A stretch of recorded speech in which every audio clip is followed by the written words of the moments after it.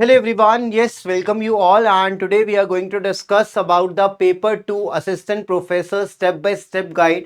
तो आप अगर असिस्टेंट प्रोफेसर बनने का सोच रहे हैं और ऑलरेडी इंटरमीडिएट स्टेज में हैं, ऑलरेडी आप नेट को जो है वो टारगेट कर रहे हैं या मास्टर परस्यू कर रहे हैं, so this video is for everyone who wants to be a assistant professor. और यहाँ पर हम complete step by step guide जो है वो करने वाले हैं, स्टेप बाय स्टेप अप्रोच करने वाले हैं कि किस तरीके से you can be a assistant professor in your this journey. तो सबसे पहले अगर हम बात करें असिस्टेंट प्रोफेसर की, तो सबसे पहले ऑब्वियस सी बात है, जो भी आप जिस पर्टिकुलर फील्ड से बिलोंग करते हैं, जिसमें भी आप अंडर ग्रेजुएट जो हैं, आप अपनी बीकॉम की डिग्री या आप अपनी बीए की डिग्री या आप अपनी बीएससी की डिग्री किसी भी पर्टिकुलर फील्ड में जो आप कर रहे हैं, that is your first target. मतलब यहां पर हम बात कर रहे हैं आपके ग्रेजुएशन की। अब आपके पास इस बार के नोटिफिकेशन में हमारे पास एक चेंजेस भी है कि जो 4 इयर्स का जो आप ग्रेजुएशन का प्रोग्राम कर रहे हैं, that particular program is also eligible for the part of your NET examination. मतलब आप नेट या जेआरएफ का एग्जाम दे सकते हैं, बट यहां पर एक चीज ध्यान रखिएगा, आप एग्जाम जरूर दे सकते हैं, बट उसके बाद आप मास्टर्स में पीएचडी में एनरोलमेंट कराएंगे, आप कहीं ना कहीं डायरेक्टली असिस्टेंट प्रोफेसर के लिए एलिजिबल नहीं बनते। So you can give that competitive exam, but yes, that is not a direct approach for your assistant professor. अगर हम स्टेप बाय स्टेप की बात करें, तो इसके बाद आप जो है टारगेट करेंगे अपनी मास्टर्स को। तो मास्टर्स जो आपके पास रेलेवेंट फील्ड में है, जहां पर हम बात कर रहे हैं आपके अकॉर्डिंगली एमकॉम की या एमए की, तो जो भी आपका कंसर्न सब्जेक्ट है उसमें आप जो है मास्टर्स परस्यू करेंगे। और मास्टर्स में हमारे पास मिनिमम एलिजिबिलिटी क्राइटेरिया है कि आपके पास कम से कम 55% जो है वो आपके पास होने चाहिए। So this is your first approach, जहां पर आप अपनी ग्रेजुएशन की डिग्री पर फोकस करेंगे। देन योर मास्टर डिग्री, जहां पर आपके पास 55% का कम से कम स्कोर होना चाहिए, जो भी आपके पास रेलेवेंट फील्ड जिसमें आपने ग्रेजुएशन जो है वो पर्टिकुलर परस्यू करी है, उसके बाद you will come into your master degree. And master degree के बाद हम कॉम्पिटिटिव एग्जामिनेशन की बात कर रहे हैं, मींस हम बात कर रहे हैं आपके यूजीसी नेट जेआरएफ के एग्जाम की।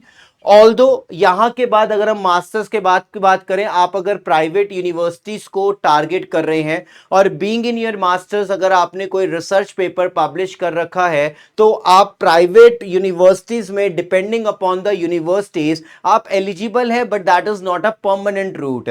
अगर हम एक लॉन्ग टर्म जर्नी की बात करें, परमानेंट करियर की बात करें, सो दिस इज व्हाट कि आपको अपनी मास्टर्स के बाद जो नेट जेआरएफ का एग्जाम है आपको उसे क्वालिफाई करना है। Depending upon the UGC net की आपने जो है नेट का एग्जाम क्वालिफाई करा है या आपने जेआरएफ का एग्जाम क्वालिफाई करा है, और उस बेसिस पर आप अपना फर्दर डिसीजन लेंगे कि आप अब एज अ असिस्टेंट प्रोफेसर के लिए एलिजिबल हो जाते हैं। बट स्टिल आप जो है अपने पास एनरोलमेंट लेंगे किसमें? पीएचडी में, because we are talking about as a long term journey, कि जहां पर आप पीएचडी के लिए अपना एनरोलमेंट लेंगे in terms of your permanent subject, जो भी आपका रेलेवेंट सब्जेक्ट है। Although you can avoid it, but जैसा कि आप देखते हैं कि लास्ट ईयर तक हमारे पास अनाउंसमेंट थी कि आपके पास जो पीएचडी है शायद मैंडेटरी हो जाएगा। सो इन फ्यूचर आपको किसी भी तरीके की कोई भी दिक्कत ना हो, it is suggested and better for your long term journey कि आप जो है अपने डॉक्टरल डिग्री के लिए, पीएचडी के लिए एनरोलमेंट जरूर कमाए, जरूर पीएचडी जो है वो जरूर करें। As soon as you have done with your PhD, तो आप यहां पर अपना प्रैक्टिकल एक्सपीरियंस जो है वो गेन करेंगे in a particular university depending on your subject. And यहां से आपके पास जो है आफ्टर योर डॉक्टरेट डिग्री, यहां से आपके पास जो है जर्नी स्टार्ट हो जाती है आपके असिस्टेंट प्रोफेसर की। मतलब ये आपकी एक तरीके की एंट्री लेवल डेजिग्नेशन है, जहां पर आप अपने टीचिंग का करियर जो है वो स्टार्ट करेंगे। आप प्रैक्टिकल एक्सपीरियंस जो है उसे गेन करेंगे, and over the period of time,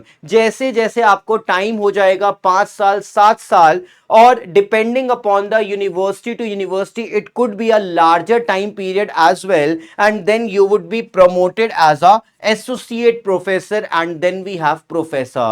तो यहां पर एक चीज ध्यान रखिएगा, जब आप अपना प्रैक्टिकल एक्सपीरियंस स्टार्ट करेंगे अपने टीचिंग एक्सपीरियंस का, तो हमें लगता है कि शायद बस हो गया, अब हमें कुछ भी नहीं करना। तो ये गलती आपने नहीं करनी है। एज सुन एज जैसे ही आप अपनी जर्नी स्टार्ट करेंगे, over the period of time, जब हमारे पास प्रमोशंस का टाइम आता है यूनिवर्सिटीज में, कॉलेजेस में, तो जो आपने एक्सपीरियंस गेन करा over the period of time, आपने जो रिसर्च पेपर पब्लिश करे नेशनली और इंटरनेशनली, इन सब के बेसिस के ऊपर आपका एक स्कोर तैयार किया जाता है, आपका एक ग्रेड तैयार किया जाता है, और फिर यह डिसाइड किया जाता है कि whether you are going to be eligible for the promotion और not.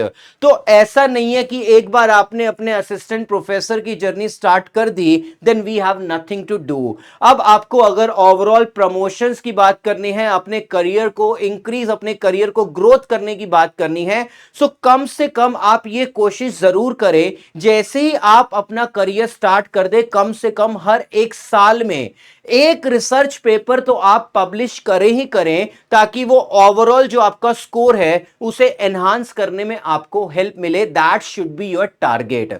So this is the part how you can promote in your career from assistant professor to a associate professor, and you can accelerate your career as well. So this is the overall one, जहां पर जो basic आपके doubt थे वो clear हो गए होंगे। और कोई भी अगर फर्दर डाउट रहता है तो कमेंट सेशन में जरूर बताइएगा। और जो मैंने आपको इस बार नोटिफिकेशन में ऑलरेडी था कि after being 4 years in your undergraduate program you will not get eligible for the assistant professor, but yes you will be getting eligibility for your NET JRF। So उस चीज का भी थोड़ा सा ध्यान रखिएगा। चलिए, thanks a lot everyone, thank you so much, bye bye, take care everyone, thanks a lot.